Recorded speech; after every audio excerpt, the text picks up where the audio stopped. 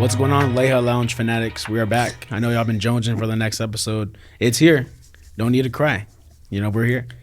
Today we're going to be talking about what it takes to make an impact in boxing right now. If you were to not rebrand or repackage a fighter, but if you were to start fresh, if you were to be an aspiring boxer today, what would it take for you to make it? You know what I mean? But I think first, before we get there, we have to understand what it took before. You know what I mean? I'm talking back in the 90s, 80s, early 2000s. Before this, I would say social media era, before this entertainment era of boxing.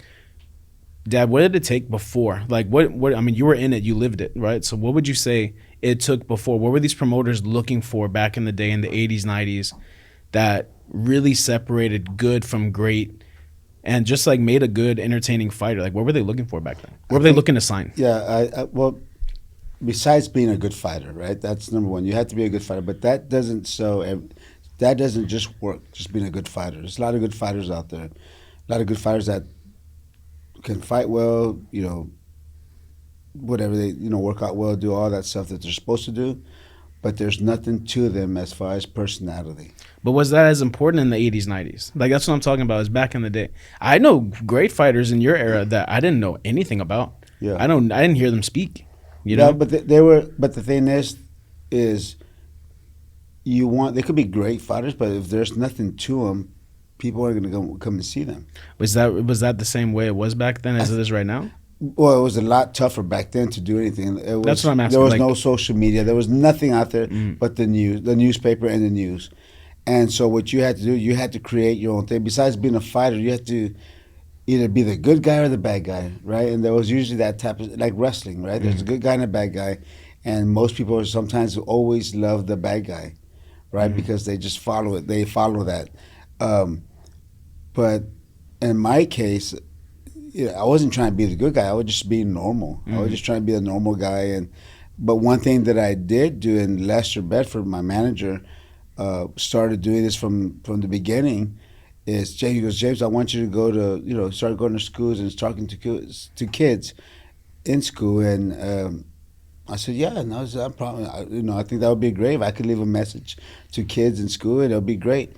And I started doing that, and I probably did over 100-something schools in my career, just going to schools and talking to the kids. And on the business side of it, he's thinking the more people that you get in front of, the more voices that, or the more people that hear you, that see you, that's a potential ticket sale. Exactly. Right?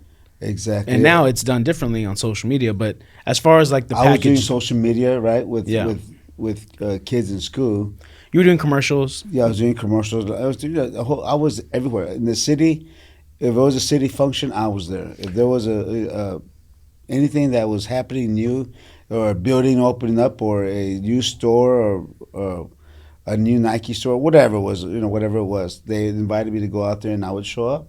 It was a lot of work, though. It was a lot of, besides training and doing everything I had to do, now I had to make time for an hour and a half or 2 hours of being out, going to a school or talking to kids in school, or going to a function.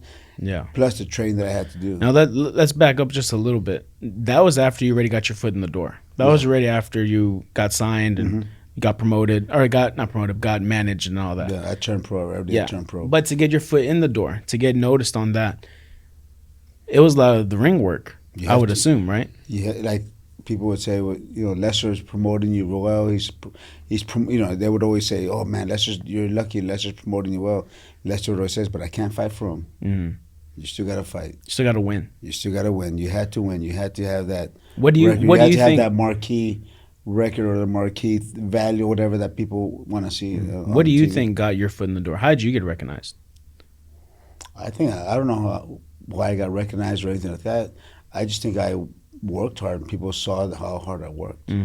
I always tell people I got lucky because this is my favorite saying. I probably say this almost daily to people, or in general at the gym. People, whenever I said, I got lucky. The harder I worked, the luckier I got. I've been telling you guys that forever. We've heard that quite a bit, right? Yeah. We'll hear that when we're eating our Fruit Loops in the morning. Yeah. Now, on the flip side of things, Dean, I'm going to turn to you on this one. On the flip side, hard work, of course, right? That's, without a shadow of a doubt, one of the most important things you can do, right?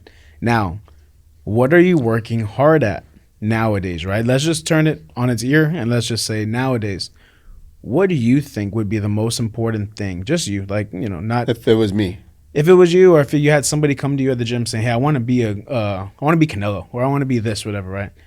Like, what would you recommend? Is it necessarily like back in the day when they had to work hard in the ring, or is there other elements at play? You feel?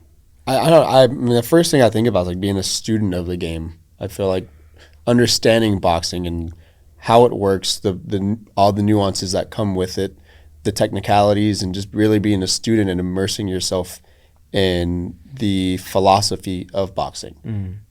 I don't know. I mean, that's the first thing that I think about is because, you could have the best skills, but like if you don't understand why this connects with this and this piece works with this piece, and literally step by step unraveling the crazy. Again, I always use philosophy. The classes that are in boxing. I think you have to do that.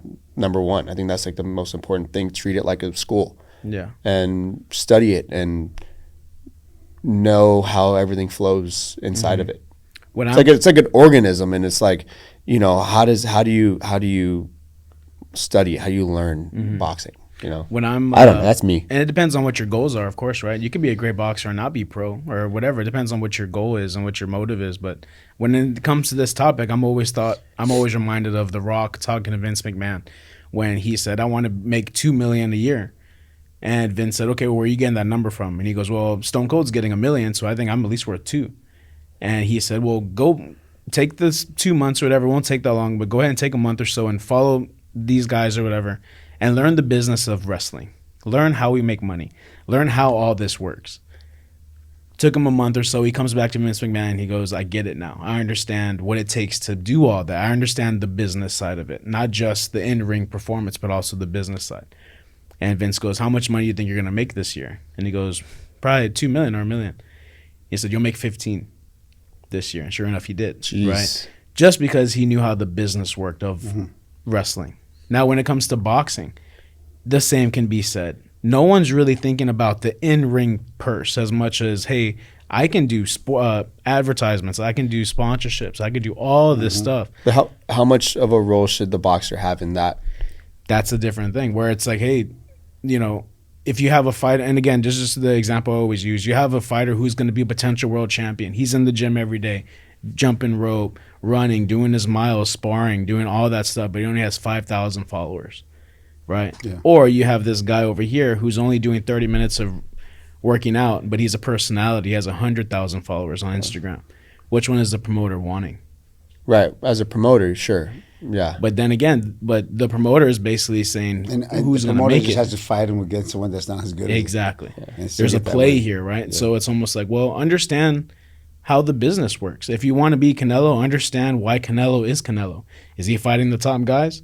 Yeah. Is he fighting the hardest fighters? Is he fighting the guys he should fight?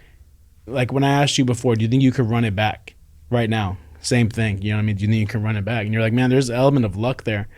Meeting the right people at the right time in that generation. You know what I mean? Yeah. So right now, I keep thinking like, man, there's fighters at the gym who have aspirations and all that, but how do you direct them, right? Without them hitting that dead end in the road. Yeah.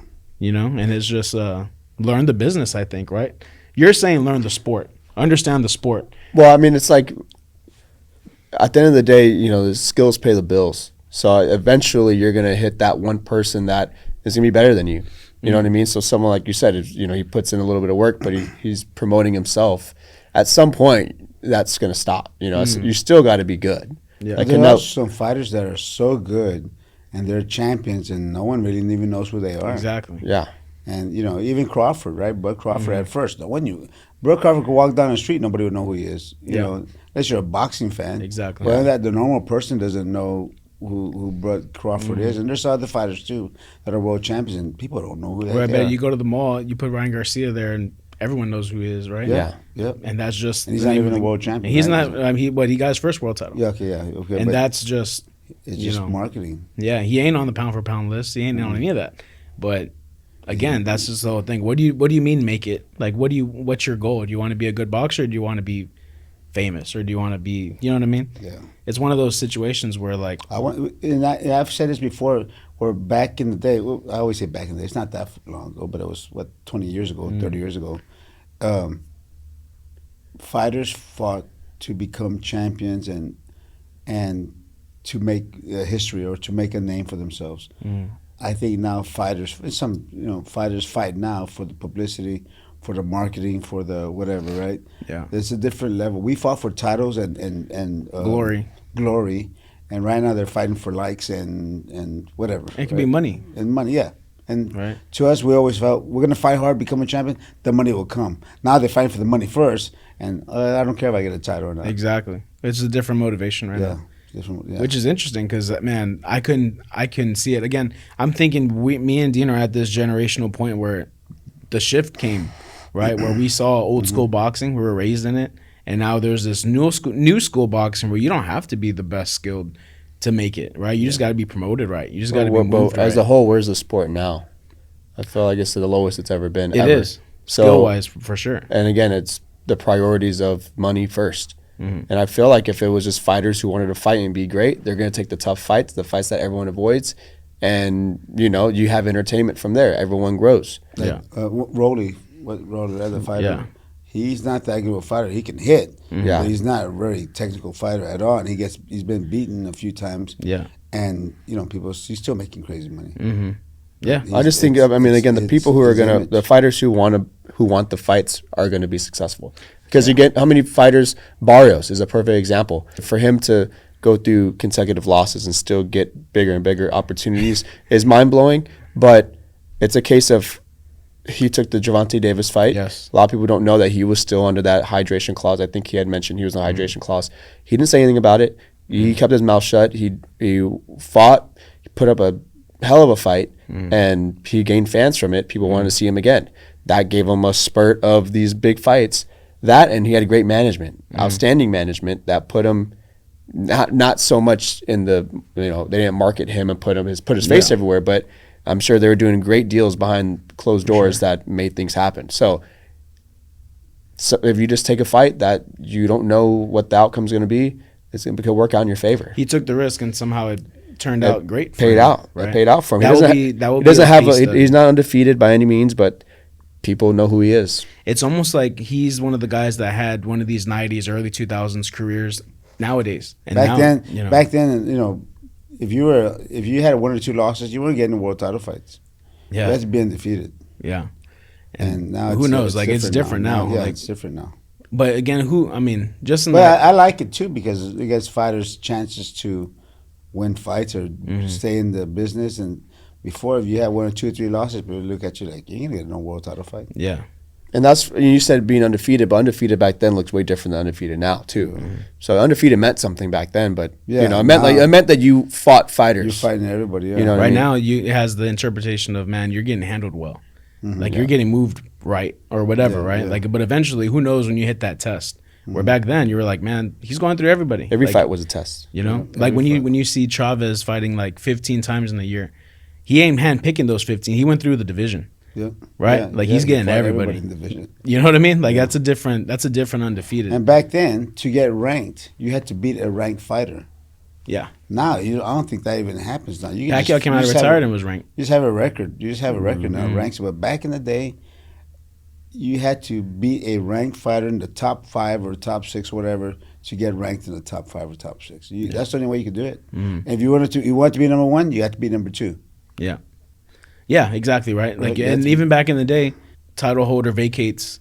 The 1 and 2 go at it. Vacant. It's a vacant fight. It's a vacant belt. Yeah. There's no email champions. There is none of that. There was if the champion retired or went there, you had to fight the number 1. If you're number 2, you had to fight number 1 guy, and the winner becomes a champion. It wasn't just given to you. Yeah, and those were actual fights. It was a vacant belt. You know what I mean? Those were like brawls. Time changes, What is changing all that? You know what I mean? You also were on the side of promoter too with Leija Lounge Promotions and all that, right? What changed around that time period? I think what sells tickets at fights is people wanted to see a title fight. We're on our way to see a world title fight. Sometimes they don't care who is fighting. They want to see a world title fight, so they just get whoever they can to fight for the world title. And that's why you have these ABA belts and these There's so many belts ABCD belt, MICKEY belts. Yeah. There's belts everywhere. Everyone has a belt, and that's because people want to see a title fight. It's easier to promote. They make up the belt so they can have a title fight. the Texas International World Belt. Yeah, yeah. Yeah, whatever it is, and Texas world champion. Yeah. even like fighters, for them it's okay because they're gonna make more money because they have a little belt, maybe a little bit more money. And for promoters, they have something to sell. Fighters that have one title, legit world title belts, and they say, "Come on, man, you gotta." Yeah, like I think there's even 18 WBA belts right now, and I don't know how many. Like weight classes, you know what I mean? But there's a lot of WBA super champion, belts. super duper world champion. Yeah. Even in WBC dabbled into that with the WBC Diamond, the silver, and all these other belts where, it's just a promotional tool right now, right? Exactly. To promote your fighter or whatever. Yeah. This undefeated fighter. There's more ways to make more money for everybody. For sure. Yeah. Which that changed everything, right? Because most people most people don't know anything about boxing. So when they start doing these moves, people still view it with the lenses of, man, this guy's great. Yeah. He's got the international Texas belt. But he's 2-0. Yeah, he's 2-0. Yeah, he got the first fight. Well, he's 1-1. Oh yeah, he's 1-1, and he's a Texas international world champion. I guess it just depends on what your motive is getting into the sport, right? Is it to make money? Is it to follow in these footsteps, or to be like the greats? And What do you want to be? What do you want to? When your career is done, what do you want to be known as? And who did you fight? What did you do? What did you do for the sport? Yeah. Who did you fight? I always said this. I don't care what belt you have. I don't care what belt you have. Who did you beat for it? Yeah, exactly. Who did you beat to get that belt? Instead of who emailed you. Yeah, how did you get that belt? No, who did you beat for that belt? Yeah, because that's a big thing. Who did you take it from? Yep. Right. Who'd you kill? Yep. Who was the king that you dethroned or whatever? It was that way back in the day. Who did you beat? Like, I'm number 1, number 2 in the world. Who did you beat for that? Yeah, but then again, boxing is like any other sport. Yeah, it's changing. It's like any other business. Like I always say right now, like I was saying in the green room, I was saying right now, like there are no ugly musicians right now. There's no unattractive movie stars right now. You know what I mean? Yeah. And if it's about the music, I was watching a podcast on MIA, right? I was watching her. Oh. MIA. Okay. Paper Planes. Oh, right. There, right. Yeah. And she's an interesting case because she also came up in this change of, she was the first internet artist, right? Where she made her boom on the internet before she was signed. She was independent, right? She signs to Rock Nation and all this stuff. And all of a sudden, out comes Rihanna and all these other artists that kind of followed her footsteps and her sound and all this stuff, right? But they were telling her she needed to get all this surgery done and change her look basically and all this stuff. But she was like, but it's about my music. Isn't the music what's important? Why is it what I'm... Well, nowadays it's obvious that it's not about the music anymore. Exactly, right? Where you're not, you're telling me there's no one unattractive that plays the perfect case for that. A perfect case for it is not about the music so much. Jennifer Lopez. Oh yeah, she doesn't even sing her music. Yeah, but that's But she has the look and she has the body, whatever, and she doesn't sing well. Yeah, or at all, right? But that's the thing where there's those artists, right? There's those entertainers, and then there's the ones that are the musicians and the creators, right? And it's just it all gets fumbled in. For someone who doesn't know music, or for someone who's oblivious to all those things, it's all the same, right? It's just music, right? Kind of that's that. Oh, we're gonna go and see a title fight. Yeah, we're gonna go see a world title fight. It's at Sunset Station. Yeah, you know what I mean? It's well, it's against this guy who just started fighting. It's his first pro fight. And it's okay. Yeah. Well, I don't know. If you see it that way, work great. Today to fight in this championship fight. Yeah. Talent is third on the list of what you need now. Yeah, you need to work hard on your phone, and I think that's the like you said this earlier, right? You put 30 minutes of hard training into the gym and 45 minutes of hard training on the phone. Yeah, if I had a fighter, I'd say 30 minutes in the gym, hit the bag a couple of times, and then get on your phone right away. you know, or make sure someone's filming you. Yeah, film it. You know, I 'cause always think though, like at some point, you're gonna get exposed at some point. You know what I mean? If I you're- would hope so. I would hope these guys do get exposed at some Yeah. point. But right now, what it seems like is Well, yeah, that's even the promoters understand what they got Yeah, because that's they've been true. doing this. So even they know They who get not to put you they in all front get of. exposed. Yeah. Everyone gets exposed. You know, they still make money, but they get exposed. Skill set all the way around. It doesn't always equate to the biggest fighter. Canelo's not that great, not that skilled of a fighter. He's good at defense and good anymore. at power punching. Anymore. Yeah, he's good at. But I mean, Back then, defensive fighter. I think back then he was definitely the most skilled. but even then, he was fighting who? Well, I mean, Floyd. I mean, When you get to skill, now Yeah. that's different. When you get to Mayweather, that's Yeah. different. That's skill. That looks like I know how to Yeah. I know how to do all this. Even Beevil, right? Those two fights where he had to really be skilled, really Yeah. execute. He was backing himself up against the ropes, Right. hoping they slug him. Yeah. You know what I mean? well, yeah. I And- mean, in one instance, you had a young Canelo who, you know, I think was humbled obviously with that Floyd fight, Mm-hmm. but then you had an older Canelo fighting Beevil, and he only had one thing for him, and that was a hook or something like that. That very Yeah, these predictable. guys. Even now, when these you guys' see, like, skills were different. all these things we're getting at, it's almost like, man, it just depends on what your motive is getting into the sport. Do you want to make money? Like even Terrence Crawford on Joe Rogan, he was saying, I wanted to be one of those guys that won the belt. I wanted to be one of those guys that fought the best. I didn't care about the money. It's not about money. Like I can stop now. That's why they were asking him, what would your price be to get back in the ring with somebody? And he's like, for what? Like I already beat these guys. I already had my career. all The the money belts, doesn't. The money doesn't move me. Yeah. Right? It's like I already got the belts. I already got all this yeah, stuff. That's old school. That's an old school fighter. Yeah, I heard him talking about that with someone else too. Like, how much money would it take? And he's like, you know, money doesn't control me. And the guy's like, man, I would have jumped in for $100 million. Like, $100 million? You didn't take it for $100 million? And Crawford's like, well, now I know who you are as a person. Yeah. That you know, money can just control you anything you want. You know. Yeah. That's what I say. So money moves you like a stripper. You're a stripper then. You know what I mean? Like that's what it is. But I guess like, you know, there's guys at the gym that are always saying, I want to go pro and I want to do this. And it's always like, man, what's your goal right now? You know, it's easy to A lot of people, change. a lot of guys, or a lot of people that chase the money get hurt yeah. because they don't put the workout in for it because they're just chasing the money. You There's a don't lot of put easier that- ways to make money. If you don't put that workout in to be a champion or to fight like one, you're gonna get hurt anyway. And that's what I'm saying. So you you get won't make exposed it. at some Yeah, point. you get exposed. Yeah. Your lack of work ethic. Yeah. But again, that could be the That's you're just like we said earlier. You put 30 minutes in the training and 30 minutes on the phone, you're not gonna make it. You're gonna get knocked out anyway. you might get paid. Yeah, You might get yeah. sponsorships, but Not for a long time Yeah. though. yeah. In the long run, like years when you're done or you're not done, people will know. Yeah. That's what I always say. It's They- important they to would see how know. people got in the room, Yeah. right? Like you can walk through the room and people know who you are because you came in through the front door of the. You beat a Zuma Nelson, right? You dropped a Zuma Nelson, the only other guy other than Salvador Sanchez to do that. That's like reputable. You can walk through the front door. You know what I'm saying? But then there's other guys that are getting there through the back door. I'm not saying this is just pure back, but like Ryan Garcia, how he got in the game, right? That was the first time I ever saw somebody with Instagram on their tail of the tape.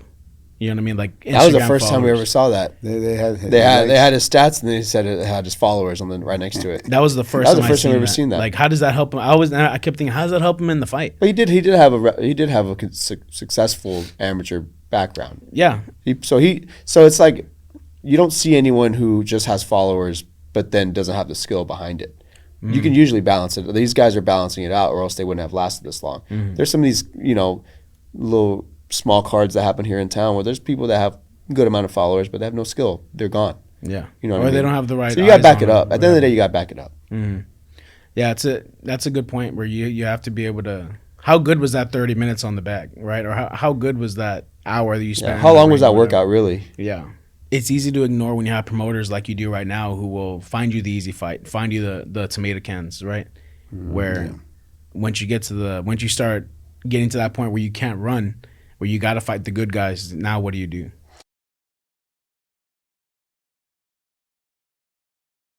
And there is a lot of guys in town here when I was fighting that I would spar that were undefeated fighters that 16-0, 13-0 signed, and I'm thinking, man, this guy is nothing. Like, this guy, and I kept using the analogy, he's gonna get fed to somebody.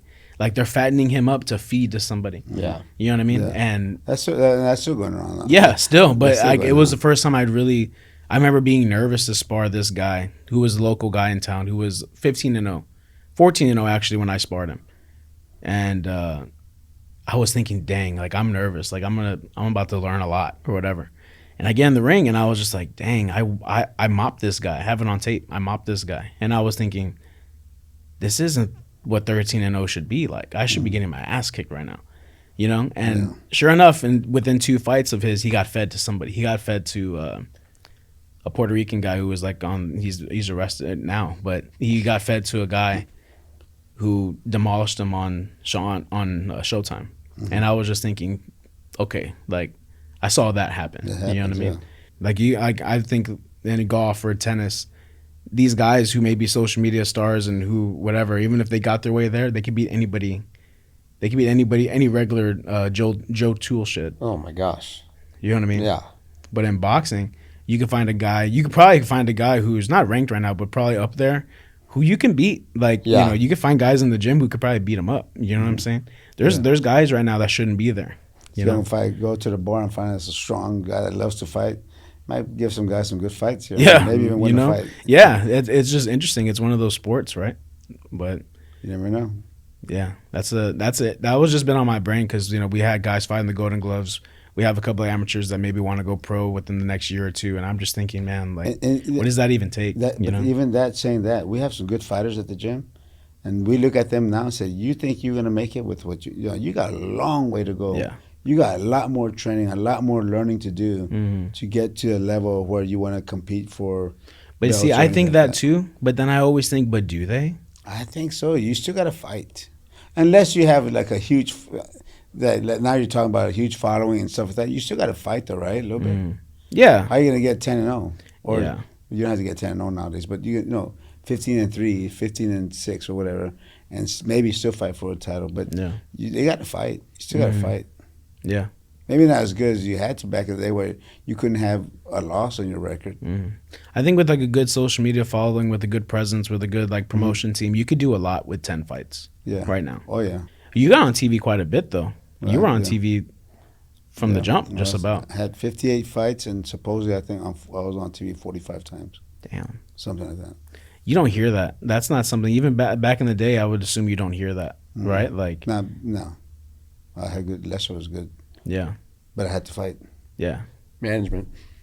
Even on Lester's episode we had on the last season, it was like, you know, he was telling you some fights that people thought you couldn't win on those, right? Like he had to really step you up and move you and all that, and you were winning these fights, right? That's the skill. The skill prevails at the end of the day, right? At the end of the day, you had to work. You had to fight. You had to win. I do think boxing now needs to build their fighters the way UFC does, and how WWE now owns UFC. I think that's an important thing though. So I feel like it's more on the promotion company or whoever's putting on the fight to do their job and to make these guys into almost characters. To now it's not on them. It shouldn't be on them. Their jobs, the boxers' jobs, to fight. So I feel like UFC does a great job on building these guys up. You know, one thing that stood out to me, what fight was it? It was a big fight. I forgot what it was, but there's two fighters. Couldn't say who was fighting, but you know they showed their flag where they're from. I think just that alone, you're gonna gain so many fighters or so many fans just because they're from the same country you are. But they're promoting that, or they're showing that, hey, you know, like UFC, they always walk out with their flags. Same thing was happening in boxing. I think that was such a smart move. Well, that's what they were doing back in the HBO days when they went to the house and showed the guy training. Yeah. With his family. But they got to do that. They got to do that with everything. They put a personality. They put a human. Yeah. Like thing to a face, you know? I'd probably say a lot of people saw on repeat. Even nowadays, they saw the HBO 24/7s. Yeah, And all that that, revolutionized you know what I mean? boxing. Yeah, when Yeah, you see like the Mayweather De La Hoya 24/7. Yeah, Like but that. UFC guys now are doing it. These guys are doing it with these smaller, like B class fighters that now they're almost household names. But I remember back in the day, we would say, "Don't even film your training because then everyone knows your style. Everyone knows what you look like." And now, They can break you down. yeah, they can. Like you'll never find anything of me just because we never Like all the guys at the gym, I never see you fight. I've never seen you train. I never see any of this stuff. And I'm like, well, because we had a strategy behind that. I don't want anybody to see how I fought, or I don't want anybody to prepare for me.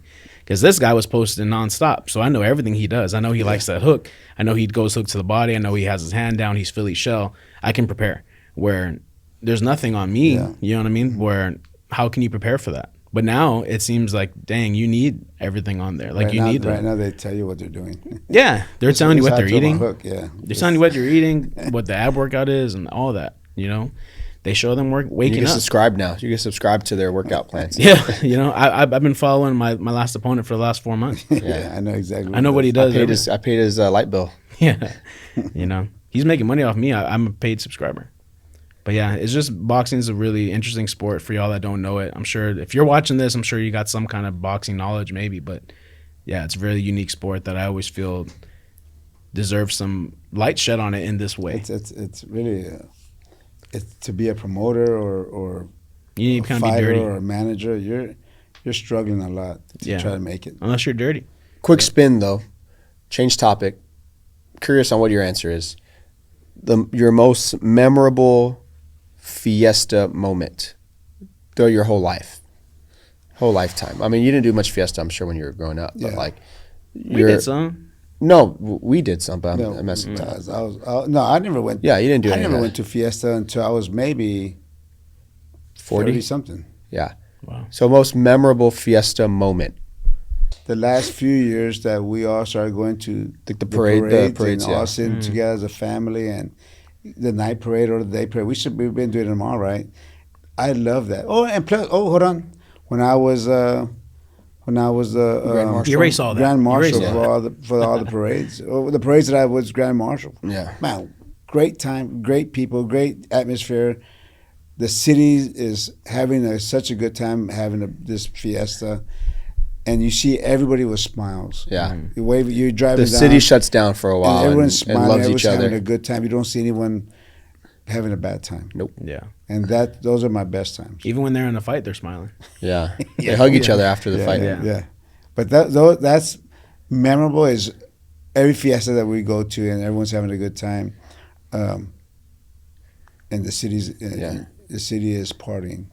I would hate to live somewhere else and not have this. It's rich in culture. Yeah. Or you live in Houston or in Dallas, but you have to come to San Antonio for fiesta. You know what I mean? But Yeah. What's yours? Do you have one? I mean, that was a good answer. And mine is memorable, but wasn't the best. It was, I don't know why I thought about this right away. We're at Tito's in Southtown. We're watching the Spurs game, Spurs versus Dallas. Dallas game. And Vince Carter hit that game-winning shot, and we walked away so sad. Yeah. God, that hurt so bad. I didn't want to do anything after that. Mm-hmm. Memorable. That was memorable for me. That was a huge shot, and I know the real Spurs fans would remember that shot. Mm-hmm. You know, getting beat by that. I don't know why that was the one that stood out to me. I heard about it on How old the. were you at that time? No, that was recent. That was 20, What, 12, 11? somewhere around there. That's 12 years. Vince Carter, whenever Vince Carter was with Dallas. Mm. You have I one? think I think back to your point, moments like that change through time, right? Because there's you personally, your favorite, but then there's when you have your kids and you see them enjoy the parade, or you see them, you enjoy it through their eyes, like, man. Yeah. So I remember the first time when Vinay hit like the Flambeau parade, the Battle of Flowers, like when she saw those, I was just thinking, damn, like, this is what it's about. It's this girl getting off school and coming down around the city and enjoying these floats. You know what I'm saying? Like, just like seeing it, you know, and I thought I had good memories of it. You know, when we would be on the floats, we'd be on the cars driving, waving at people, Oh, yeah, you know what I mean? parades too. Throwing things up, you know, like that. And that's enjoyable when you're a part of it, right? But then when you have your kid and you're seeing her enjoy it, just sitting here, just being there, part of everybody feeling the energy and like eating candy and just like understanding what her city's about, like that. Like, I don't know. That does something. That culture, growing up with that, like Experiencing it, knowing what it is, you know, her wanting, even I think It's like a huge family reunion with strangers, but people that all live here. I think probably one of mine was seeing how much she enjoyed being with you while you were judging the Cavaliers River Parade the first time. No, she You know what I'm did. saying? Yeah. where I was just like, man, like she gets it. Like she's kind of sees what's going on right now. Yeah. You know, who knows if Odette or Leo will be able to do that. You know what I mean? But I hope so. But that, like being, like Vinay has that, you know, she was so hurt that it got canceled. You know what I'm saying? Yeah. That it was just like, it was hard because like she was like not crying, but she was just like looking forward to it so much.